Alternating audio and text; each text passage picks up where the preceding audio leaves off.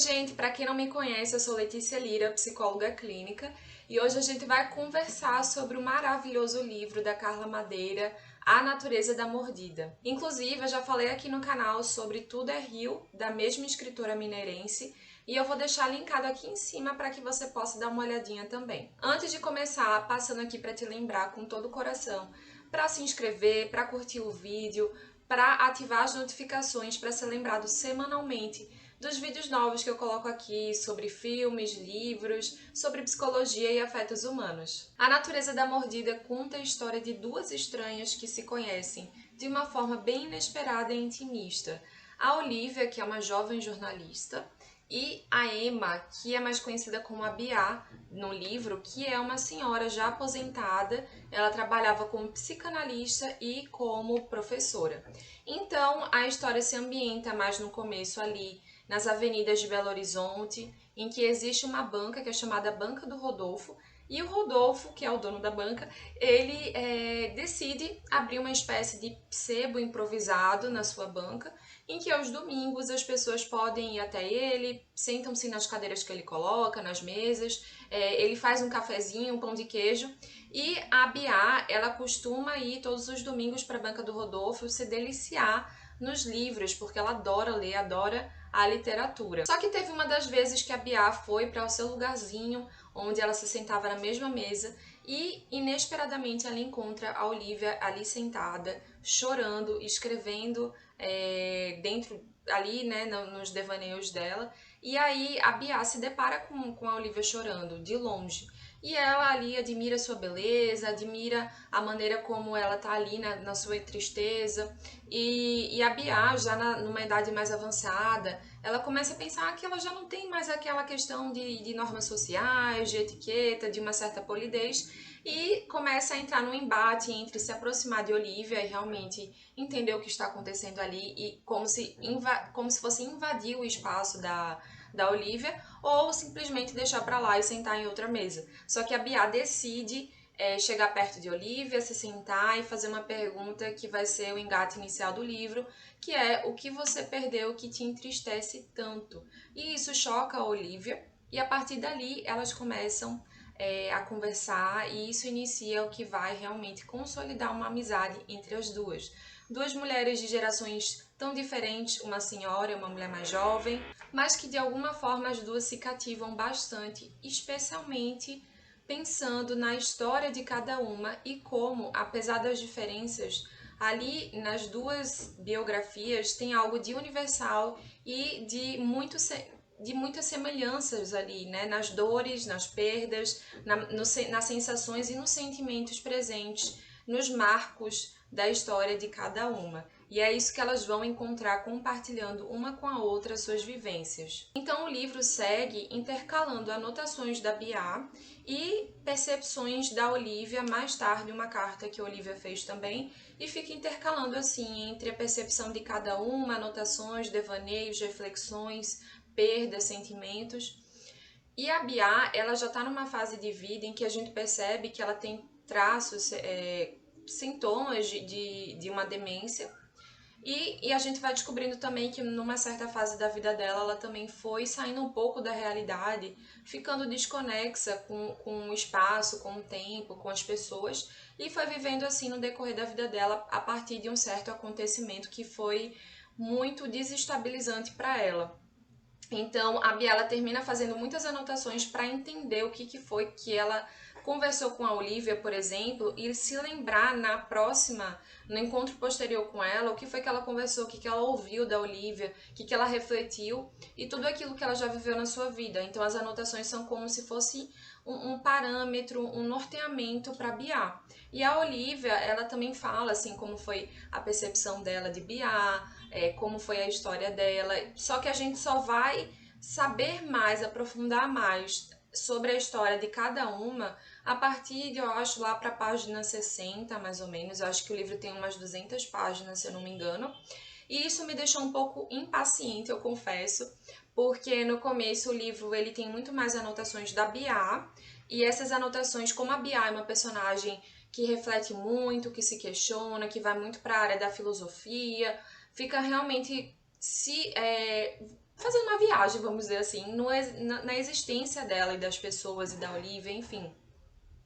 E eu confesso que no início não me captou muito, assim, isso foi uma questão pessoal mesmo, tá, gente? Nada contra, mas realmente não me captou muito, eu achei desinteressante. E só depois eu fui realmente me aprofundar e ficar muito presa na história quando eu comecei a descobrir o que foi que realmente aconteceu com a Olivia, principalmente, e depois o que foi que aconteceu com a Bia. A Bia vai se mostrando no decorrer do livro, principalmente no lugar de mãe e de esposa, e ela vai trazendo pra gente pedaços, recortes de suas vivências com a filha e com o marido, mas principalmente com a filha, que traz também pra gente o olhar ambivalente que existe entre a relação da mãe e da filha. Ambivalente que eu digo é assim, uma relação que tem tantos sentimentos, que tem tanta coisa boa, mas também tem tanta coisa ruim, vamos dizer assim, né, considerado no meio social, como por exemplo o sentimento de raiva, de frustração, de não ter o desejo realmente de estar ali cuidando da filha,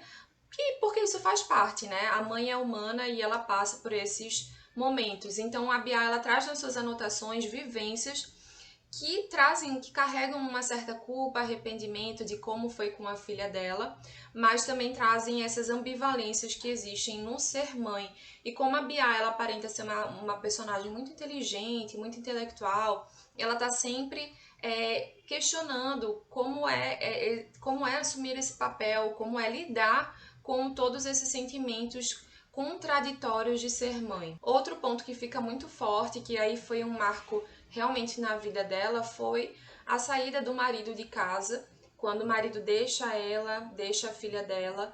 Então isso fica muito marcado para Bia. E a filha dela até hoje não entende o porquê o pai ter saído de casa, ela não fala. E a Olivia entra no mesmo movimento de entender o que foi que fez o marido da Bia deixá-la, mesmo com tanto amor envolvido. E um trecho que me chama muito a atenção do livro é quando a Bia fala para Olivia o seguinte: o não saber nem sempre é o pior lugar.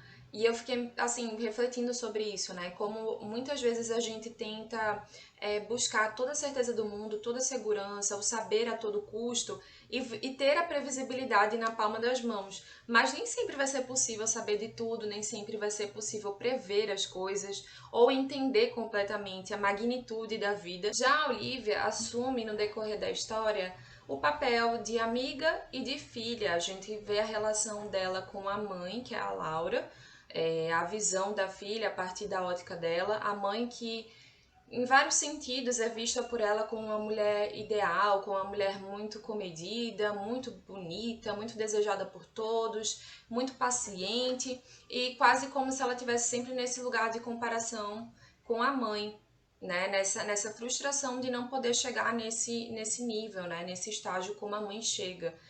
E ela também, no livro, assume o papel de amiga da Rita, que na sua história, desde o começo, a gente não sabe muito bem o que aconteceu, mas a gente sabe que a Rita, em algum momento, as duas romperam a amizade, se separaram. Mas a gente só vai entender melhor o que acontece pro meio e só vai de fato entender o que foi, qual foi a motivação para isso no final. A Olivia é uma personagem que me passou uma sensação muito forte de que ela estava sempre vivendo na sombra dos outros, especialmente na de Rita, de como agir, como se portar, como é que você vista e como me moldar diante desse olhar que é tão importante para mim. Como é que eu vou suprir a expectativa dessa minha amiga? Entra quase que num lugar de admiração, de veneração dessa amiga, como se essa amiga se tornasse quase uma figura mística. Essa foi a minha impressão.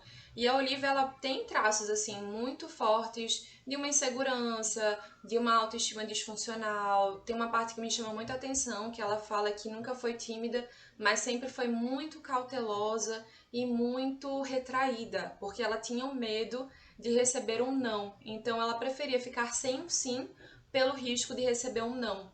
E tem muitas coisas assim.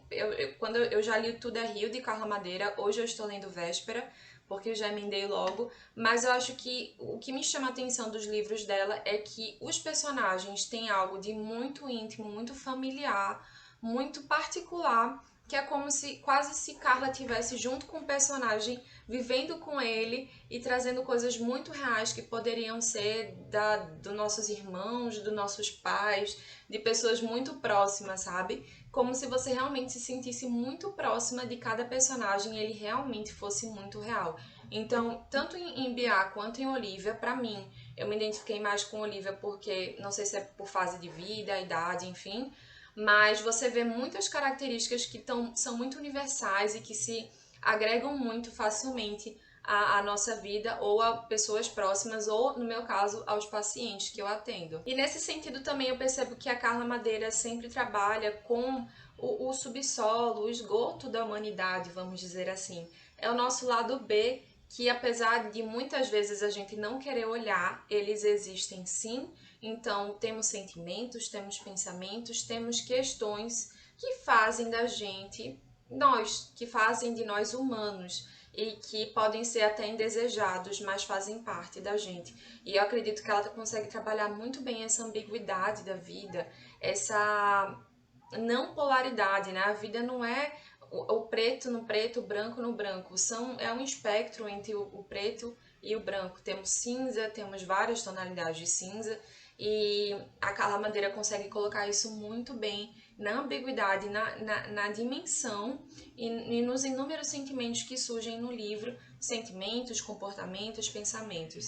Então, é um livro que eu acredito que vale a pena ler para quem curte um romance psicológico que fala sobre pensamentos, que fala sobre modos de ser no mundo. Eu acredito que é um romance que vai te conquistar bastante. Não é um romance que trata sobre romance romântico especificamente. Claro, no decorrer do livro a gente vai ver alguns relacionamentos, alguns enamoramentos, mas não é um livro que foca muito nisso. Ele foca muito mais na amizade, que eu achei muito legal, muito interessante para variar os romances, e foca também muito nessa questão da relação mãe-filha, muito nesse aspecto de perdas, de enlutamento, de como a vida é imprevisível. Até botei isso no Instagram esses dias sobre esse livro, como a vida é imprevisível e o não saber nem sempre é o pior lugar, né? A gente sempre vai ter algo que não vai conseguir controlar, não vai conseguir ter nas mãos, e é isso, faz parte, e a paciência talvez seja a melhor maneira. Paciência, maturidade emocional, possibilidade de vida para lidar com os desafios. E eu fico por aqui, eu espero que você tenha gostado. Se você já leu esse livro, adoraria ouvir sua opinião nos comentários, para a gente debater um pouquinho, discutir, e espero vocês no próximo vídeo. Curte, se inscreve no canal, ative as notificações, porque isso ajuda muito ao YouTube distribuir esse conteúdo para mais pessoas que gostariam de saber mais sobre o livro A Natureza da Mordida, tá bom? Um beijo e até o próximo vídeo.